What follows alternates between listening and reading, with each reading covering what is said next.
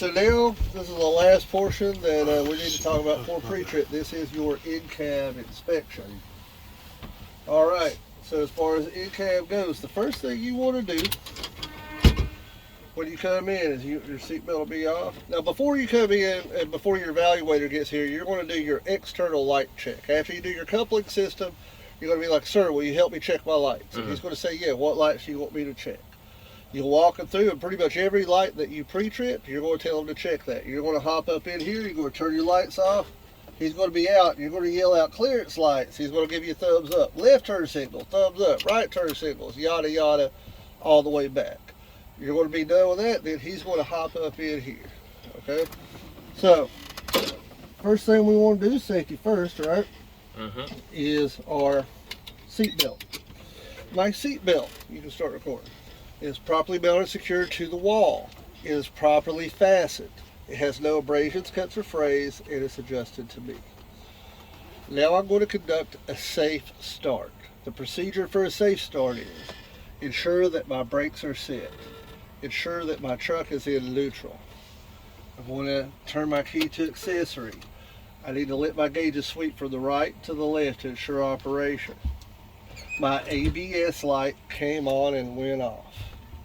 Clutch in all the way to the floor. Start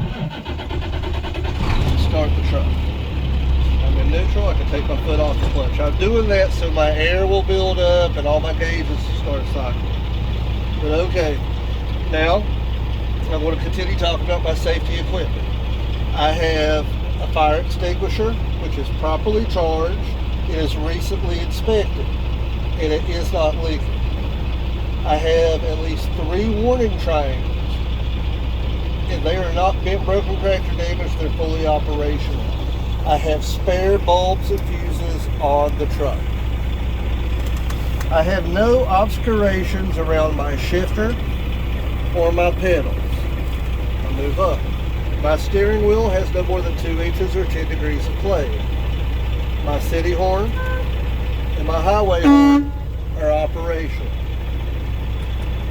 My mirrors are properly mounted and secured. They're not being broken, cracked, or damaged. They are clean and adjusted to me. My windshield is properly mounted and secured. It is not being broken, cracked, or damaged. It is clean, and it has no illegal stickers or obscurations.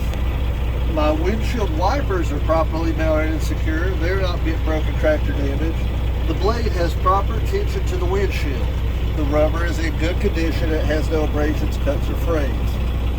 They work and they squirt fluid. You have to check the operation of it. I hate this. All right. All right. Now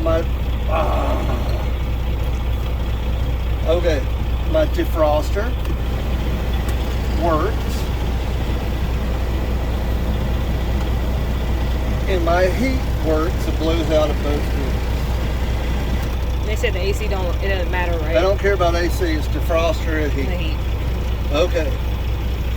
Now I'm going to check my indicators. We did our outside light check, but now we have to check our indicators.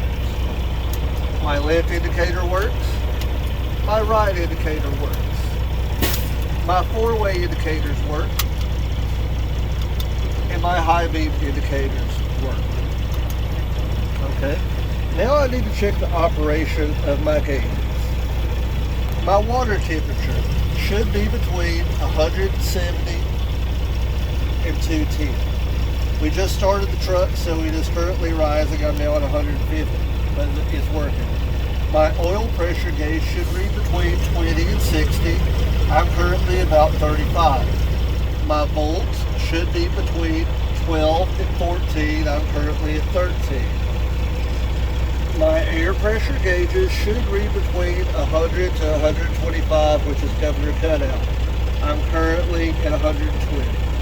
I have DEF in my fuel tanks. This truck doesn't have DEF, but the ones you have will.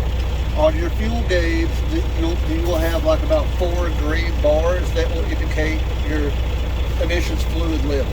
DEF, that's like something emissions fluid. But that's what you're checking for. All right. Then you kind of take a look around, make sure you got everything, and you go right on into a tug test. So, first thing I'm going to do, I'm going to check my tractor brake for operation. So I'm going to release my parking brake, leaving my tractor brake engaged. Clutch all the way to the floor, first gear, I do a slight tug. My tractor brakes work. Don't touch any of this, leave your foot on the clutch. Apply your parking brake, release your tractor brake. I don't know what's wrong with me today, too much caffeine. Come off the clutch a little bit, my parking brakes work. Now I'm going to apply and release both brakes, make sure they're both in. I'm going to roll forward at 5 miles an hour. And then I'm going to stop using my service pedal. I got to push in my clutch and my service pedal. My service pedal works.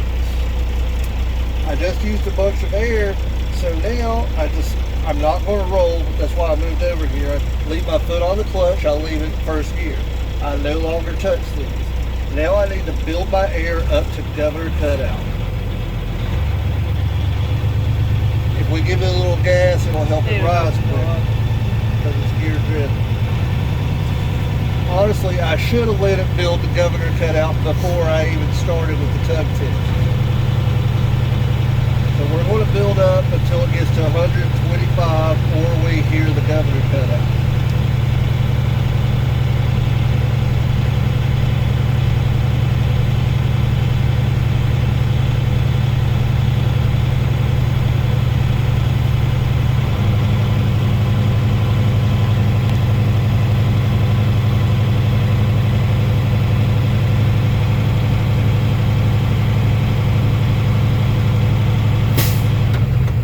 That's governor cutout.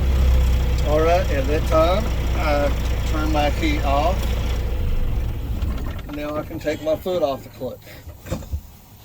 The whole time I was doing that, I had my foot on the clutch so we didn't roll because we were still in gear. We're still in first gear. Now I turn my key back to accessory mode. It's important because if my gauges don't work, I won't be able to hear what I'm doing. So, you need to have either your phone timer or a watch for this. So right now I'm going to check for leaks. I'm going to push in my brake for 1 minute. I should not lose more than 4 psi in that minute. I will start my timer, push in my brakes. It's going to dance at first. It's going to drop, then it's going to level out. Then you start your timer in 1 minute. While I'm doing this, I'm going to be looking at my gauges and listening for leaks. This is my leak test. Alright, 1 minute has elapsed. Video state, I did not lose more than 4 psi. Alright, now I'm going to check for alarms. I'm going to pump my brakes and my alarm sound and my indicators will come on above 55. Remember that. Alarms above, alarms above, alarms above 55.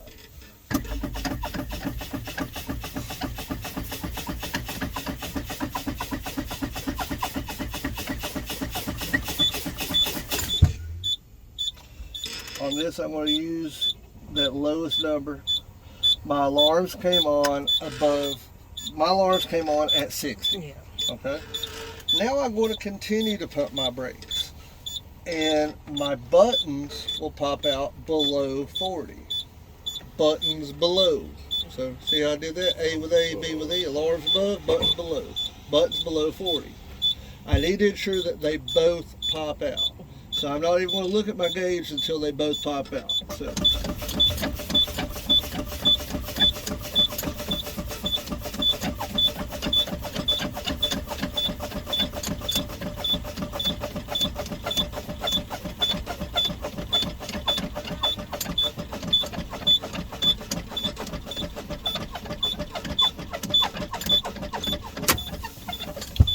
Alright, I'm going to use the highest number on this one, which is 30. My buttons popped out at 30. Alright, now on your paperwork, you can finish right now. On your paperwork, it's going to